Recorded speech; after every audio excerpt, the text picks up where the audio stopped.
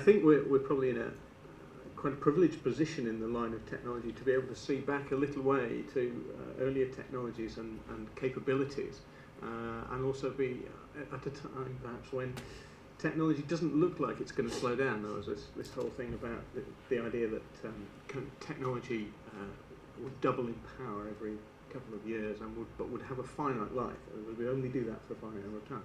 But it doesn't seem to be doing that. It seems to get faster, bigger, huger memories, easier applications, better communications, higher bandwidths, all the rest of it. And it's very interesting to see that creative artists are actually really meshed into that whole development cycle now in terms of developing technology and ideas. And that's certainly something I think is very interesting. I come from a time when the first computer music system I put together had a hard disk of about 380 megabytes. I think it cost something like £4,500. And that was the state of technology, and I was constantly amazed at the fact that technology is so cheap and so available. And now that such really good tools are available in the public domain, there's a whole issue related to technology development, but also to socio-cultural issues about access to technology, about enabling and about communication and dissemination of things. And I think all of these themes are going to be featured in the discussion that we're going to have this afternoon. Both Kim and Terry will be performing later this evening, so if you haven't noticed that already, 8:15 there'll be a session in here with Kim Cascone performing, and at 9:15 Terry Thaemlitz will be performing here also in this space, I think it is. And both of these artists have contributed towards the Digital Space CD and have work available there. In the programs, I think you'll find some general biographies about everybody who's featured this afternoon, so I won't bore you by reiterating all of that stuff, but perhaps just ask Kim to begin with, just to give us a quick précis of where you're at and how you got to the work that you put into digital space. Well, I've been working with computers for some time. I started with the Kim 1, no relation to me, but the Kim 1 was a single board microprocessor that had a hex pad that you had to key in your code in assembly language. So my first exposure to this was back in 1978, and I wrote a little sequencer, digital sequencer program that essentially spit out numbers to a digital audio digital audio converter, and essentially created voltages for my synthesizer.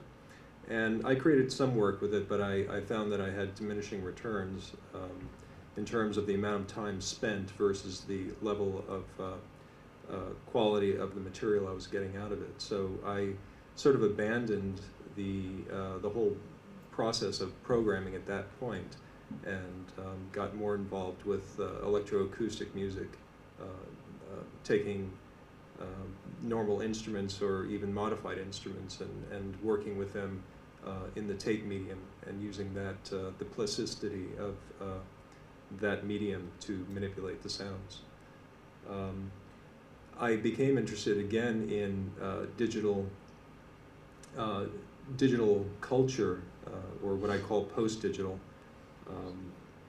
In the mid-90s, when I ran Silent Records, I was working on an album, and I had to rent a studio to set up so I could complete my project, and it happened to be an abandoned mainframe computer room across the hall. Apparently there was some accounting firm that had been in there and had raised floors, and the whole room was set up for a mainframe, which had been removed since then. And there was something about the spirit of the place and just the way everything just sort of came together for me. I became very interested in a period of time in the United States between 1968 and 72, where the mainframe had definitely invaded American culture, and it became sort of the Forbin project, where it was Big Brother was watching you, versus an amazing tool that composers and video artists were adopting to kind of get new tools. So the whole idea of new tools really fascinated me, and also just keeping everything within the digital domain. manipulating data and having that sort of become sound was a very alchemical process, and that really fascinated me. So I got more involved in tools like C-Sound and Max MSP, and that's where I'm sort of at right now in terms of the context of my work. I like to have tools that don't have too high a level of abstraction, so that the user can actually get under the hood and mess with the parameters. My current fascination really is with manipulation of parameter space and how to get instability in a piece of software and exploring those boundaries. And then that extends out to the listener, sort of a intent versus expectation model with the listener. What does failure mean in that virtual space? My intent doesn't necessarily match up with a person or listener's expectations. Does that constitute a failure, and is that some sort of mirror of the software, my exploration of the realms of instability? So. And it's probably fair to say technology is right at the heart of where your creative processes are stemming from. Really, Mm-hmm. that digital technology, and particularly the approach we know with C-Sound and the tools like that are very much part of the creative process. Whereas you use technology in a different way as a sort of enabler. Is that right? Myself? Yeah. Yeah.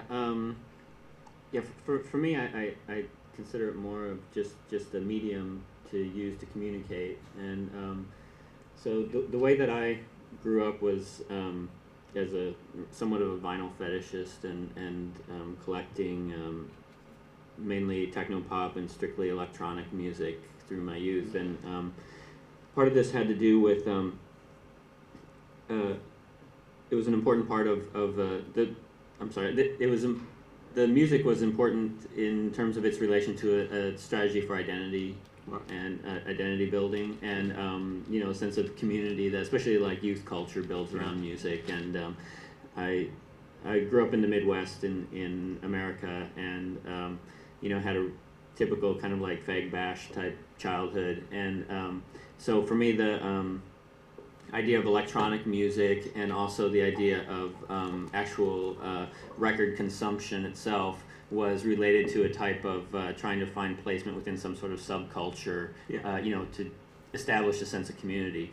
And so because of that experience and kind of attaining pleasure through consuming music and stuff like that, I've come to use music today as the kind of medium of choice to discuss issues around cultural criticism, identity politics, identity formation. And so part of what I do then is that try and create releases both on I have my own label called Comatones Recordings, which is primarily kind of fetish vinyl, like colored vinyl with 4-color sleeves and this sort of thing. And also I release CDs on other labels, and the idea is to incorporate sleeve notes, kind of analytical text. Sometimes they're very heady analytical text, other times they're more little poetry things, with graphics and the audio itself, and kind of create these fetish items that operate in the marketplace as a type of performance strategy, rather than trying to focus on the whole, stage versus audience paradigm of performance. So. But the whole digital space and computer technology is sort of fundamental to what you do. Yeah, because I don't have traditional music training, and but a big part of many of my projects is to actually use computer composition techniques to recreate a type of very gestural, organic or improvisational sounding type of performance, like reminiscent of like piano solos or a type of jazz improvisation. And then these releases are also standing in contrast to more I guess you could say academic or traditional electroacoustic music, which focuses on digital synthesis, sound processing, and digital distortion.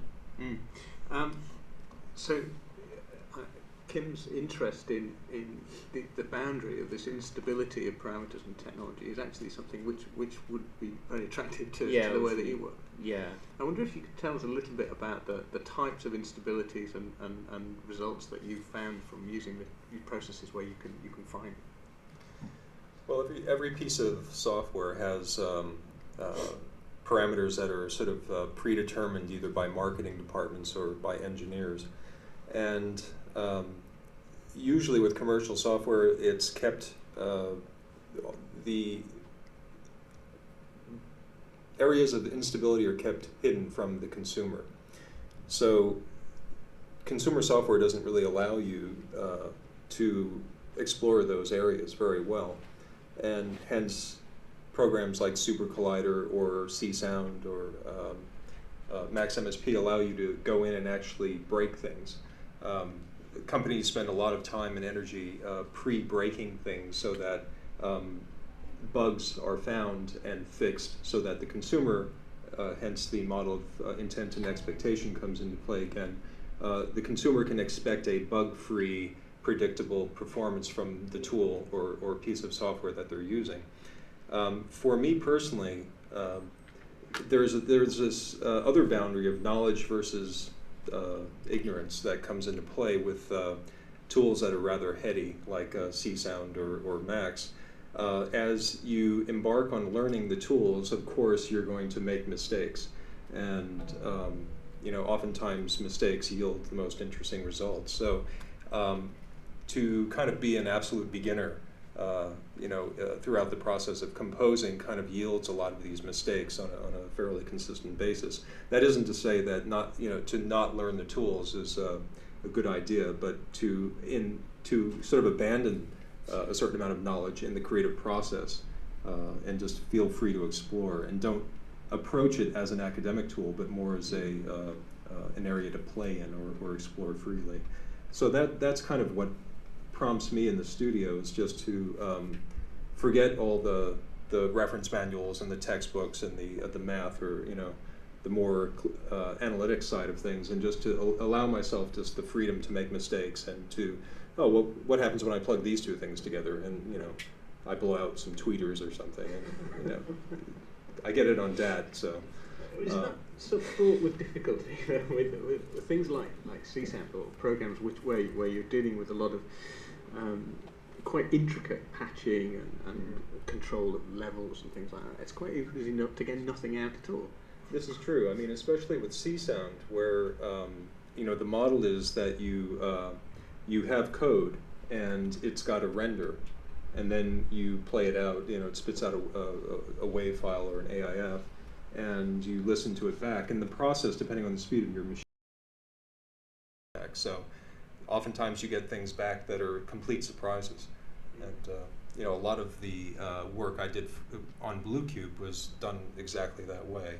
I had parameters and certain things I thought would work, but after rendering it and listening to it back, it was always a happy accident. Yeah. So. Certainly in academic electroacoustic circles, there was a lot of criticism for people using material that was prepared in non-real-time ways, because essentially it had taken so long to make that composers couldn't be bear to throw it out and not use it. Yes. But I guess that's sort of governed by an expectation of what they want to achieve, rather than having the freedom as you have to include things that happen along the way. I accumulated a lot of garbage along the way as well. So I kept my trash bins filled with mistakes that weren't aesthetically pleasing to me at the time. Right. So 500 meg mistakes. Exactly. Right. Yeah. Yeah, 2-hour mistakes. Yeah. Right. But that whole out-of-time composition process is something which directs quite a lot of composers in the way in which they approach the materials they're using. The sound sources that they get, what sort of processes they do to them, and ultimately how they combine them together to make a composition of some sort. Do you both see that as being an influence on your work?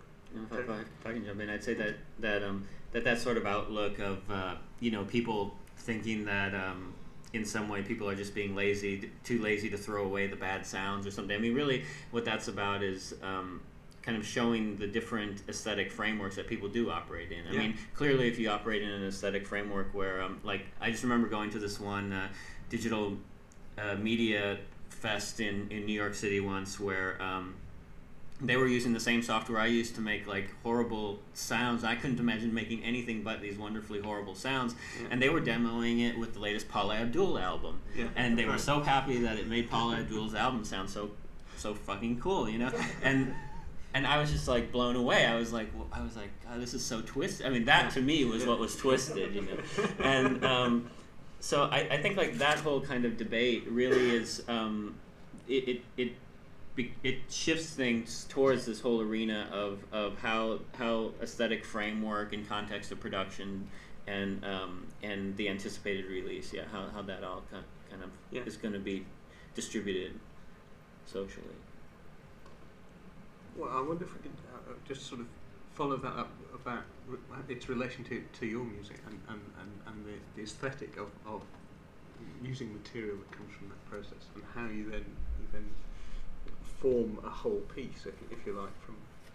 It's Because it's different from sitting down and saying, right, I'm going to write this, and this is how I'm going to do it, and then you go and render it, or you go and realize it in some way.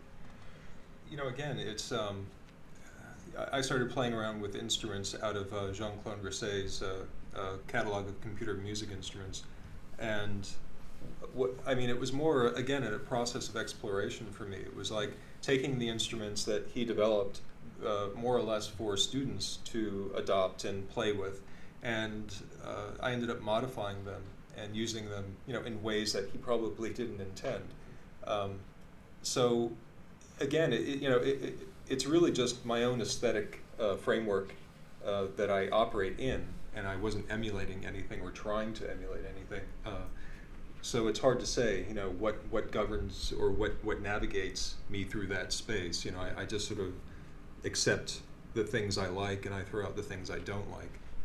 But as I mature as an artist, I think that my willingness to accept things I don't like into my work, it broadens, because I find that just because I like something doesn't necessarily make it successful.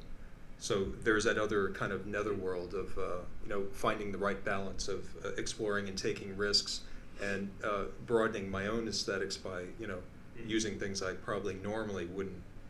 Because it can be terribly dangerous to just say, I just use things that I like. That's right. But it's very interesting to hear you say that there are things in your pieces you don't like, that you put there for the purpose of experimenting and trying them out. Exactly. It's like a catalyst, it's sort of like the irritant that forms a pearl or something. I think the more you take in things that you don't like, you learn from them more than, the pleasurable experiences. I think you learn from pain, not pleasure. Some of the, time is a very important thing in your pieces. A lot of them have a lot of slowly evolving materials and things like that. That seems to me like a process that would require you to be absolutely definite about how the sounds have changed over time. And does it come about in that way? I think that it used to be that way, where Right. I was more interested in long flowing pieces. The layers that were formed, again, were layers that took a long time to render, and this is true for both Blue Cube and Cathode Flower. Again, as Terry said, I'd have 500 megs of things in the trash, but again, those layers would be recorded out to DAT, and I wouldn't necessarily have to litter my hard drive and have things scattered about. So the layers would work. I would pull them into my audio sequencing tool, and I would just try them out and see what did work. Right now, I'm not working that way anymore. I'm really coming down to more atomic-sized pieces. As in the work you'll hear this evening, I'm working with very, very small units of sound data, and that fascinates me a lot more now than long flowing work, so I'm trying to get away from that. So my pieces are coming down from like 6 minutes or 40 minutes down to 1 minute. And I'm trying to get them down to, 10 seconds, but it's taking a while. That sort of reduction of process seems to be prevalent in your aesthetic approach too. You have very minimal materials quite a lot the time. You know, they're very pure and sort of uncluttered. It sounds like that, but actually, yeah, a lot of times there's. It's funny that sometimes the quietest moments have the most layers going on. But yeah, Well, I wanted to ask, really, is that to do with the way in which you draw parallels with social, cultural themes as part of the way in which you're developing audio works? You know, because you mentioned to me before this session about the idea of drawing parallels with synthesis techniques to things that are completely other than synthesis techniques, you know, like political issues, for example. Does that force you into a sort of an aesthetic stance with your music that makes this transparency a fundamental part of it? Well, yeah, the transparency. You mean the transparency of kind of a disclosure of process or remnants of process? Yeah. I mean, like Kim, I'm very interested in the limitations of technology, or kind of finding the edges of where the developers stopped, like where they kind of went in one direction for a while to get a certain result, but they kind of then stopped at that point, but the trail kind of continues a little bit where they were tinkering and didn't quite finish something, or and also not just in terms of the software, but also the hardware itself. You know, like the processing speed of the computer, certain problems with operating systems, things like this, and especially as any of these guys know, that whenever it comes to multimedia software, you know, there's always so many conflicts in your system and stuff that you're bound to like be crashing at inept times and stuff. And I think that all of these things, all of these occurrences which are happening kind of on the periphery of the normal system, of the dominant system in your computer, is kind of an appealing metaphor for me for also the kind of cacophony of the periphery culturally, you know, right. And for kind of non-dominant social factions going on. And I forgot what the word was that you used before. But transparent was one of the words. Before that, it was, but that also I do see parallels between you know, because I have an avid interest in issues around transgenderism, and the notion of transforming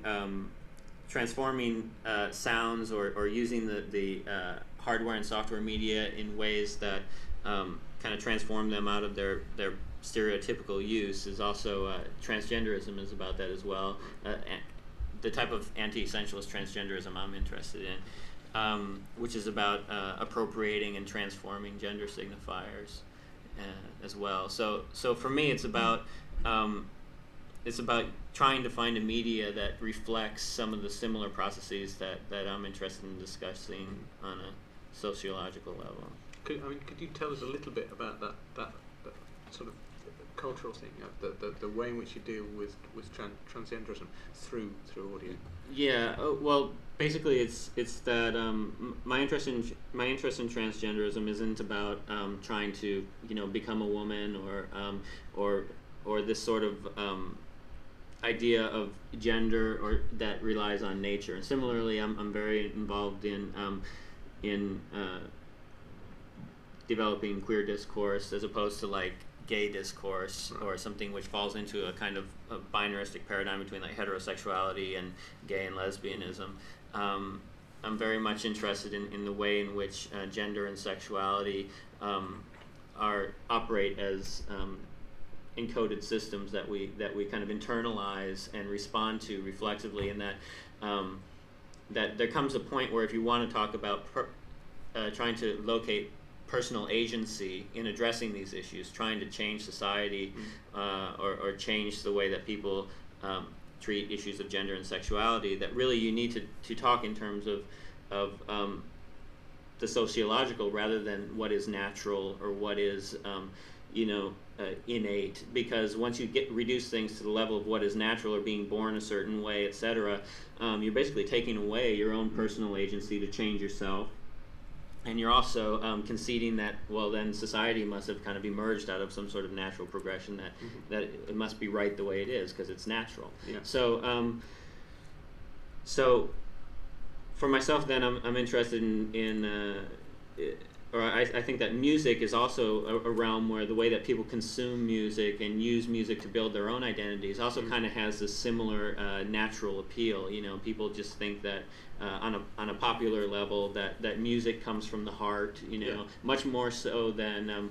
That whole argument still holds much stronger today than like in the visual arts or in written text and things. I mean, people are still more willing to accept the naturalness of music as a type of expressive gesture. And so for me, that kind of danger of music as a discourse being perceived as natural also parallels the kind of naturalness of the way people discuss certain identity issues. And not just about gender and sexuality, but also about race and cultural differences, how all these things play together. So, in a sense, that the way in which you produce music is really to establish something that conforms with the sort of well, music. I consider music a form of discourse. Yeah. I mean, it's a type of language. Also, so. within popular culture, it's also a way in which subcultures define themselves and are divided. Right. In a sense. So, is there a danger that you effectively create a sort of pocket, if you like, of where the issues that you're talking about are really associated with that type of music, and therefore that will not encourage the which is kind of the danger of identity politics to begin with, where when a disenfranchised community starts rallying around itself in a way where it kind of starts to naturalize its own definition of itself in relation to the dominant culture. And that's also why I produce music in a lot of different genres. I mean, from electroacoustic to jazz to house music to some other crap I do. And that the idea is that actually all of these musics are distributed in the marketplace and in different countries and in different ways. So, like, let's say in Japan, I'm much more known as a house DJ. Right. In Europe, I'm known more for the Mill Plateau work. Yeah. In America, it could be more either kind of for more ambient work or else the Mill Plateau stuff. So it just really depends on what. And that diversity is very important to you as an artist. Yeah, because I think that also reflects the type of fragmentation and contradictions that go on in our identities every day, and trying to get to a point where people can talk about those contradictions rather than trying to conceal them and find out who they are. I mean, I'm not so interested in using music to discover who I am as much as to just kind of convolute like all the possibilities of what I could be at a given time in a certain context. Do you think you find yourself in a very privileged position to be able to do that? Because a lot of people would say, "Oh, okay, I've got as to a go." career choice." Yeah, like a lot of people say, "Well, I've got to pay the rent. I've got to go and write some commercial music or do something." Yeah. Well, yeah. I mean, definitely it's difficult, and I do like web design work, and I do have little things going on on the side and stuff to float it. It's that is a big problem, is that the economics of it are very very sketchy. Frighteningly sketchy. But it's achievable. So. I mean, that's to some degree. I guess I'm telling myself that. I mean, the whole thing about personality cults and things, and the music industry as such, is where money is sucked towards the dissemination of or the selling of ideas in that sense. That's very much not what you're trying to do with your work. Yeah, and it's difficult because like the way that our work gets positioned is no matter how non-performative my work is, I'm still invited to something like this to perform tonight. Yeah, sure. And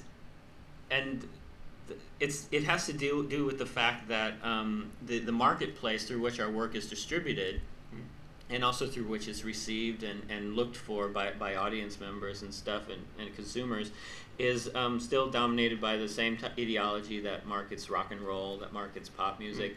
And so, it's kind of like, imagine thinking over the last 5-10 years how people have said, oh, we've been moving towards like DJ culture, the anonymity of the DJ who just plays other people's music and stuff.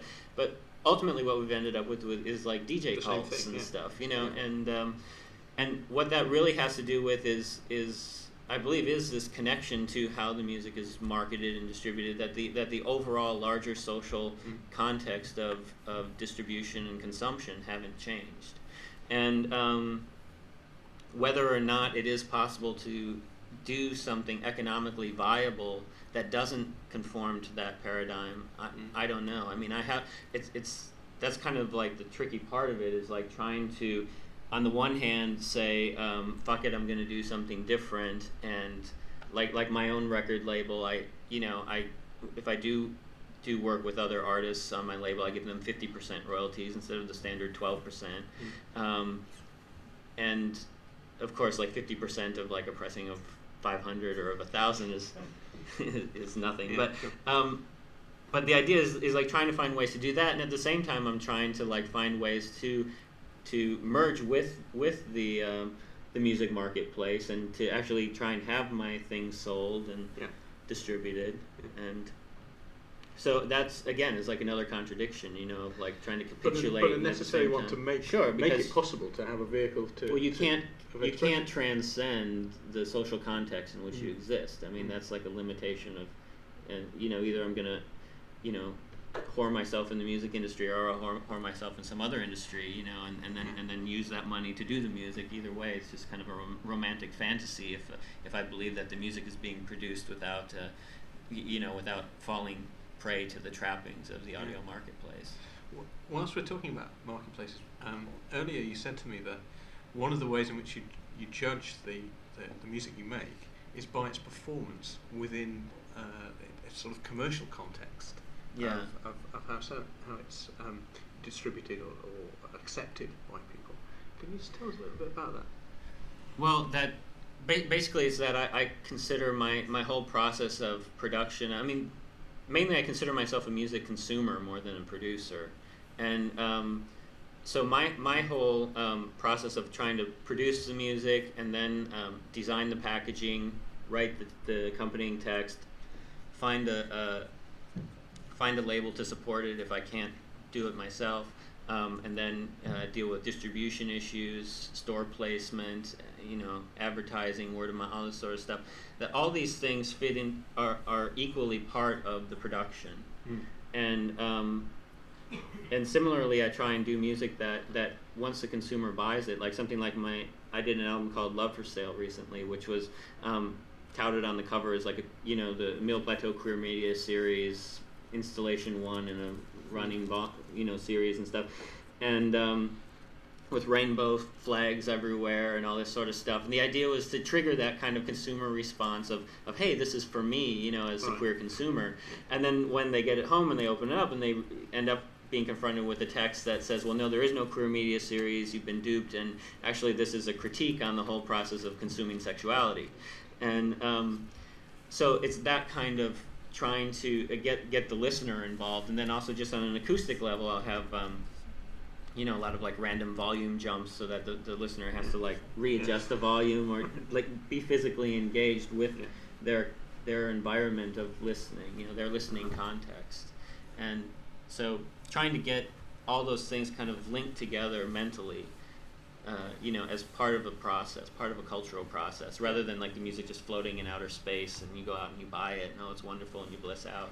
But that's like a sort of possession thing. All of those things have always been important, but they're never really perceived as being important in the success or the because their invisibility is part of how capitalism works. Yeah, I mean, sure. The presupposition that those things are concealed, that they aren't discussed, and that's part of the magic. So you're empowered by taking hold of those things and being in control of the whole process and using that as a way. I mean, I guess if you want, that would be the most romantic way to say it, is that there's something empowering about that.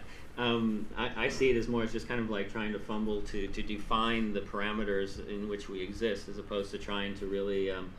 I'm afraid I don't really have the utopian ability to project or anticipate or desire a future precondition, as much as just kind of fret about what the current state of things is and how out of control certain contradictions can make a certain context. I wonder if I could just ask Kim about dissemination of music. I mean, you also use lots of different record labels. You've also been in control of record labels to promote your music. Do you find a happy medium, or is it best when you take control of everything yourself? Well, first of all, control is an illusion. You know, you're never really in control, and you know that was one of the reasons why I sold Silent Records, was because it was obvious that I was not in control. So I think what's really interesting today is that this is the first time that our tools, in order to make electronic music, have also been the way of distributing that music, and that would be over the internet. So, you know, never before in history has our instrument also act as a distribution network. And I think that yes, the utopian view is that it empowers musicians and you can distribute your own music, but on the flip side of it, it's a very noisy medium. And if you're going to market yourself, you still are becoming part of the whole system again, because you just can't put something out on a server somewhere and expect them to come. So there has to be a certain amount of marketing and selling of yourself, making people aware and cutting through the noise. But again, I mean, even though control is an illusion, you do have more quote-unquote control over your own destiny, because you can put something out there and tell people on certain news groups that may have similar interests that it's there. So a certain amount of people will come, but you know, I find it a lot more interesting than the atomic way of distributing things, where you know you're dealing in atomic material and you're distributing that through record stores and distributors and so many hands. And I find the internet is just a cleaner way to go. Does it changes the relationship with you as a creator and the audience as a perceiver? Really? I mean, do you have interaction with people on the internet? It's interesting you bring that up.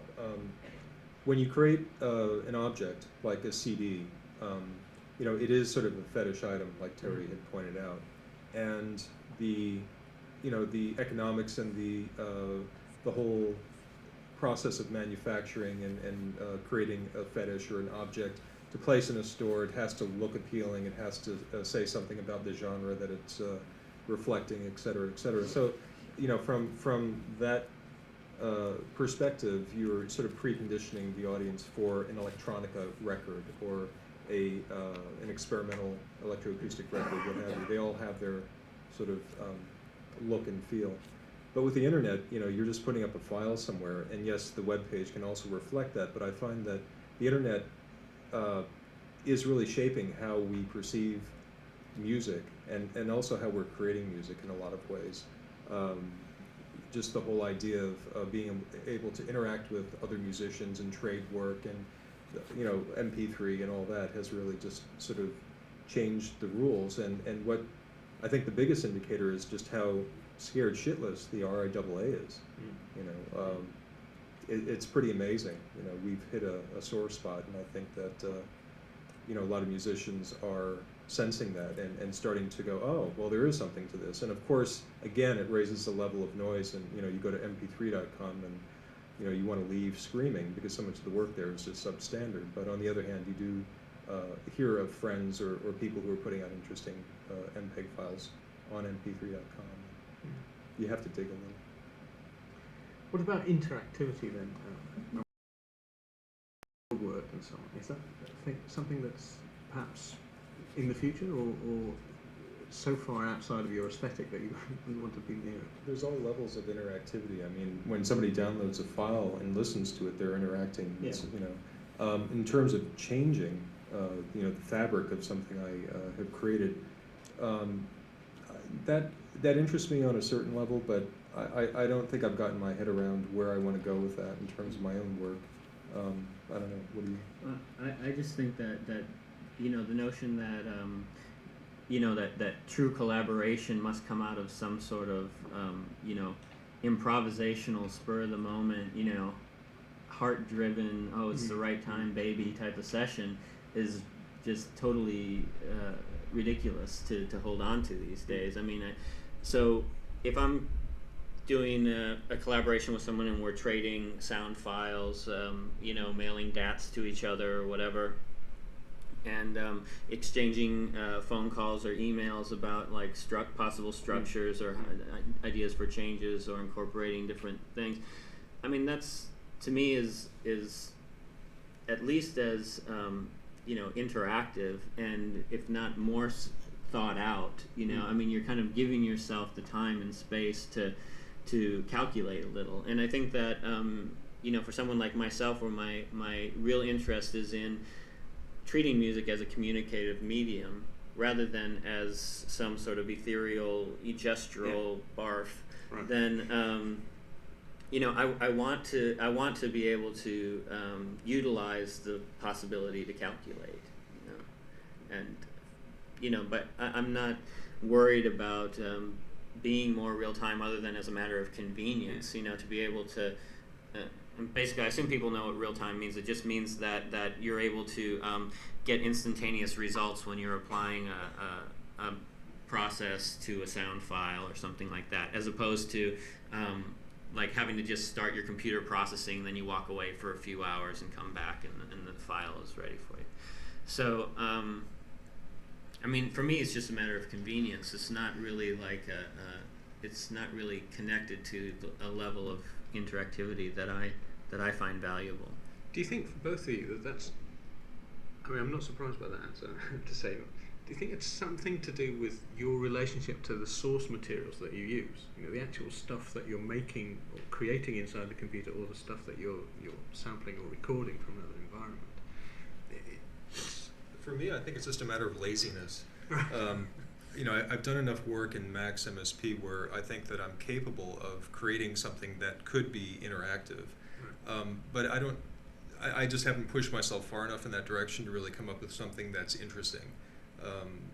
I don't know why. I tend to gravitate towards linear sort of pieces that are played from front to back and are listened to as a sort of cohesive experience. But I think there's a lot of room. I think in the game industry, where I kind of work during the day, there's a lot of thought about interactivity and how audio can be used in that way. I just haven't seen it done well yet. So I don't know. And when quite a few composers I've spoken to about this whole interactive thing, have said that they don't sort of know enough about how it would work within the context of what they do, because the parameters that they're working with, it takes a long time to learn what to do with them and to know what the limits are. Right. So in a sense, I can sort of understand what you're saying, that's something that's not really part of the sort of creative process that you're going through. It's part of my process. I mean, interacting. But it's for you. Yeah, it's that's not right. for other people to exactly. To feel. I kind of draw a blank when I start thinking of how a user would interact with something I authored. Yes, you can do the live mix thing, but that's a paradigm that's been used and is very tired. Everybody has something like that where you do like live mixes of material. And I saw a lot of that go on when I was working at Headspace. But for me personally, if I were going to do something interactive, the tools aren't there yet. I think I'm more interested in just maybe more of like a sound installation and interacting with people maybe through just body movement or temperature of the room, that sort of interactivity, more than just like having somebody, the human machine interface thing happening. I don't know why, I just, I sort of draw a blank. Well, I think for myself, I think it's important to try and get people to see that the act of consumption and the act of going out and buying a CD is interactive, and that this idea of my project is done once I've sent the master off to the record label is baloney, and that the cultural wheels are still in motion, and when people buy it, when they listen to it, how they end up ultimately treating it, or passing it on or throwing it away, whatever, that all of these things kind of relate to processes of distribution and reception. And so there is something interactive about it, and I think it's important to try and talk about these themes in my text quite a bit, because of just getting away from this idea that somehow releasing a CD is inherently non-interactive, or it's somehow self-contained, self-enclosed. That's the idea of music that I want to get away from. That sound to sound, or something that could exist outside of a social system. It's trying to get away from that invisibility of the system, to disclose the social process that facilitates our obtaining music. Right. Yeah. It's interesting that you bring that up, because myself, I've been very interested in the whole idea of parasites and memes, and I think that's part of the reason I'm bringing my own work down to very small pieces, so they can be seen as small, digestible units that can be used for any reason. I'm starting, I know this is really a stupid idea, but I'm starting another label, and the first release I'm doing is called Parasites, and they're essentially small units, anywhere from 10 seconds to 30, 40 seconds of material that can be listened to either as a coherent piece, small miniatures, or they could be used for sampling. So whatever, however that travels out into the marketplace, and however somebody views it and wants to use it is fine. So someone else who deals with that idea of very small compositions, but in a little different ways, Kurt Duca. Oh, right. And yeah. especially with like his elevator series and stuff. Just to sort of draw things to a conclusion before we open this up to questions from the floor. It's interesting that here arises what Terry would describe as an academic electroacoustic composer. Terry, who's a DJ and a composer of electroacoustic music, and you as a sound designer and games designer and so on, and programmer. We're all talking with the same language, really. We're all talking about the same issues and the same themes, and we're all doing that primarily because we're using technology. That's what's brought us together, to be in the same place, I guess, if nothing else. Do you see a way of technology acting as a vehicle to break down boundaries between what have been traditionally seen as distinct genres of music, or distinct subcultures, or just traditional relationships with performers and audiences? Well, I just wanted to say that the technology that brought me here was Air France, and I wouldn't recommend it to anybody. Good. I think that But what about the musical thing? We're here talking about sound processes. We're talking about. Well, this is the language of the landscape that we inhabit. I mean, in any art form, whether we were painters or working with director. We all have to share a common vocabulary so we can express ideas and understand them. But I think with what I call post-digital culture, it's become a blend. I think multimedia artists who are working with director, are also working with sound. I'm not working with director, but I work with people who do. And I like their ideas about interactivity, and I design sounds for that. And Terry certainly deals with similar types of things. So we all are sharing and expanding this vocabulary. We're all learning, how what a sprite is, what an MPEG file is, what convolution is, and DSP. These are all things that we're picking up as the landscape changes, and I think the internet really has a lot to do with that. People are trading ideas at a very fast and furious rate, and I think in order to keep up and stay, culturally aware, you really do need to know a lot about digital culture at large. So, our vocabulary is very important. It's what enables me to talk to you and express ideas, and you go, oh yes, I know instantly what you're talking about, because we share that tech. Well, very recently had a very similar experience with talking to a mathematician who was looking at doing some work on some software development for us and signal processing and spectral modelling or something. And he said that the processes we want to do were exactly the same as he'd done for a project working with archaeologists. Now, what's happening there is the actual process that once it's reduced and abstracted enough and put through some sort of technology is a way of bringing people together, to find out they're actually all doing the same thing. I mean, is there a musical equivalent of that? Well, I think you can boil everything down to mathematics, and I work for a company called, Staccato Systems, where we essentially model sounds like car engines, or we are also working on something called event modeling, which essentially takes a meta event like a glass breaking, and it's almost like granular synthesis, where you can create a meta event out of a lot of smaller events that are statistically distributed over time. So at the essence of all this really is mathematics, and I think that's really the language that we're all talking, although we may be abstracted from the under the hood numbers and equations. I think we're all talking about places on the screen and how things interact with boundaries and the math that's involved, and MP3, what sort of math goes into that. So I think my opinion personally is that everything is boiled down to the language of mathematics. What do you think about that? Scary. I think that basically I think that a lot of this idea of the technology, technology bringing people closer together, is always has some twisted underpinning to it.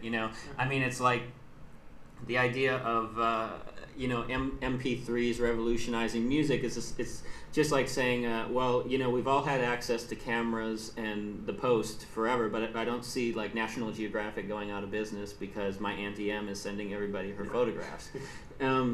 So the idea that the convenience of communication is going to inherently alter the ideological underpinnings of society as a whole. More likely that it's actually emerging as an expression of some other direction already going. And you think about what about free access? What about all the students who have it for free? Yeah, they have it for free based on some pipeline that their university rents out at $20,000 a month. There's always some sort of economic viability going on, and so to reduce it down to a level of talking in numbers, for me is in some ways like it's a gesture of erasing certain elements of context that I think are important to always try and shuffle up to the surface. Right, thank you very much. It's a great pleasure to be in the presence of such culturally sensitive and caring artists, I think. And thanks for sharing your thoughts with us for the time being.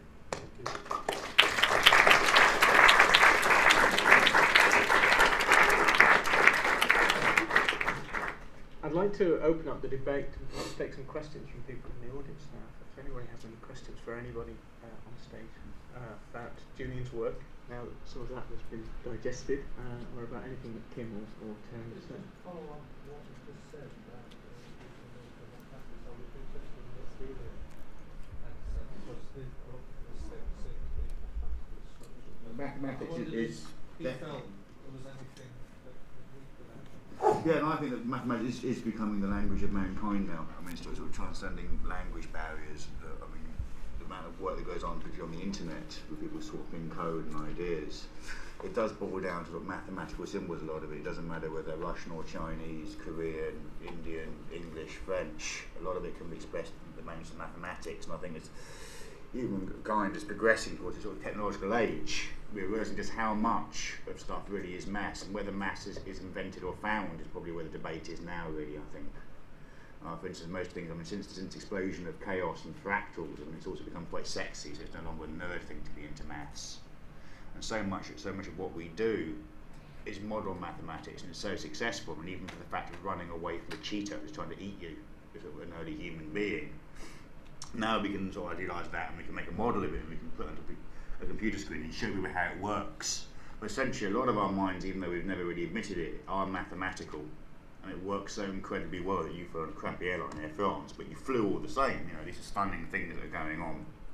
And I think computers have opened up a way that people will now look at maths in a different way than I did at school. I used to bunk off school. I never went at all. It was a complete waste of my time as far as I was concerned then. I went through 2 years of hell with Soundbox learning mathematics again, and I had no idea what arctangent was, or cosines, or how to make things go in the circles. It can be mystery to me. A lot of it still is, but I just hit the net, got a nice little formula, plugged it in. Oh, hey, that's right, good. We like that. So yeah, I think mathematics has really helped, and it's sort of changed things, the way that maths is perceived now. That it's no longer this kind of counting function or something you did if you're a mathematician. It's quite useful, and I think even my kids, I've got some kids, and they don't mind maths anymore because it helps them make games, or it helps them perceive games, and they can work out, like you think about when the boundaries. They find out how to crash a game, and they say, oh look, someone's forgotten to do their so and so here. You can go through this wall. But I think there's a big difference between saying mathematics is the foundation of communication, or the foundation of it, as opposed to saying mathematics is a form of communication that we use to try and express certain relationships we perceive. I think it's become more common. It's become a very common language between cultures now, in a way that sort of people don't get head up over their cultural differences. If you're sort of talking at I just think it's level. important not to like reify mathematics into something that exists in and of itself, and that we're just kind of like plucking in, uncovering it, like archaeologists. Mathematics is a constructed language, and it's always changing. There's always new mathematics and new. I think that it's just. It's really easy to slip into naturalizations of systems. Yeah, I agree with you up to a point. I think that we are sort of doing an archaeology. I think that the regular street person who is becoming interested in computers and multimedia are being introduced to concepts that they otherwise might not be up against or understand. So yes, I agree with you that mathematics shouldn't be reified. But on the other hand, I think more and more people are expressing themselves through this language, and it's just a tool. Sure. It's not the context. It's not the territory. It's the map. So. Unlike God and taste, also it kind of has its rules that everyone agrees on. There's no you're But wrong. they don't. That blue's better. But they don't. No, that's there are intense mathematical rivalries. Most things. Yes, there are. I just find it was a bit of a danger when you talk about maths and technology. It's all based on logic, and I'm really interested in what Terry thinks. In that logic is in a stereotypical view of things is very much a masculine domain, and then a lot of art and a lot of creative impulse is more to do with intuition, which is stereotypically seen as a feminine domain, and marrying these two becomes more problematic in this setup, and that's perhaps why you don't see as many women on the panel, and there aren't that many women perhaps involved in the festival. Is that not a major problem? This is excluding certain sectors of society, it's excluding women, and it's excluding probably a lot of transgender people because they have problems with these codes of logic. Yeah, and I think it's that there is a tendency to always frame these sorts of observations in terms of exclusion, but and which I think is important. But and in another way, I think it's also important to think about how these perceptions are uncovering things that are symptomatic of a certain type of social relationship. And I kind of tried to deal with this issue in my piano solo albums, the Di Roboter Rubato and Replicas Rubato, especially like the Kraftwerk one, Di Roboter Rubato, where it was basically using computer composition techniques to create very emotional sounding, spontaneous gestural piano solo renditions of Kraftwerk's music, which of course Kraftwerk is famous for being very robotic and mechanical, and they have this whole spiel about the man machine. So I tried to do something that was metaphorically a femme machine, like using piano as a domesticated instrument, hence feminine instrument, and using computer composition techniques, which were, on the one hand, technologically, masculine, on the other hand, coming up with results that were more kind of effeminate, and trying to create a type of audio metaphor for transgenderism in that. And yeah, it's. Yeah, I did actually. I mean, it was amazing that when I was sending that album out to try and get responses, that they really. I mean, the few people who did respond about the music would say nothing about the analytical text that went with it, And the reason why I went with Mill Plateau is because they just called me up one day, and the first thing they said is, "Oh, we read your text, and we like this album." So, with no reference to the music at all, and I thought, "Oh, this is a label for me." So, but yeah, I think that maybe like the in terms of trying to strategize a productive way to respond to these limitations is not just about a type of forced inclusion, but to like try and understand how these observations map out corresponding relationships that could try and be, then once you have the relationships kind of defined a little better, then you can move between them, try and transform them, collaborate together, know more who you're collaborating with in terms of people inhabiting other elements of the community. And I don't know if I've lost track of your original question or Tiny bit of jet lag there. Hindering you a little bit. But, tiny bit. But is it really a question of the technology or the approach to technology, or is it a cultural problem here? The things that you do with technology. But technology is you can't separate technology and scientific discovery and progress and all these things from culture, because whatever is discovered is even the accidental things are usually because someone is on a mission to resolve a problem that is prevalent in their particular context. And whether then, let's say a happy accident comes along, well then that accident think of all the unhappy accidents that maybe somebody else would value, but those people didn't value. It's all related to context and then how things are carried on from there. The PC market itself is a typical example. Where computers are just the fact that computers crash all the time, no matter what platform you're on. Even though PC people think that Mac computers crash all the time, and Mac people think PC computers crash all the time. The truth is that they're all shit, and they're all developed to be shit, and they're all developed to operate within a certain economic parameter. They're shit because that's the way in which they function on a certain level that satisfies basic needs, and at the same time needs that are developed by the marketplace, and then at the same time it's economically viable and allows for niche marketing. And then people end up adding on and developing off out of that, so there never is this pure state of technology being developed in and of itself, or outside of context. But I was just thinking in terms of what you were saying about the Kraftwerk example you gave, where Kraftwerk on the one hand has this masculine machine-based image, and yet you take that and distort it into something that is more feminine.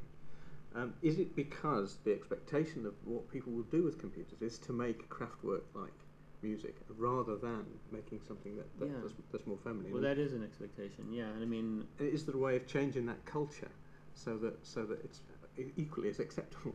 I disagree. I think that we're sort of like reinforcing stereotypes here, and it's sad that we have to do that.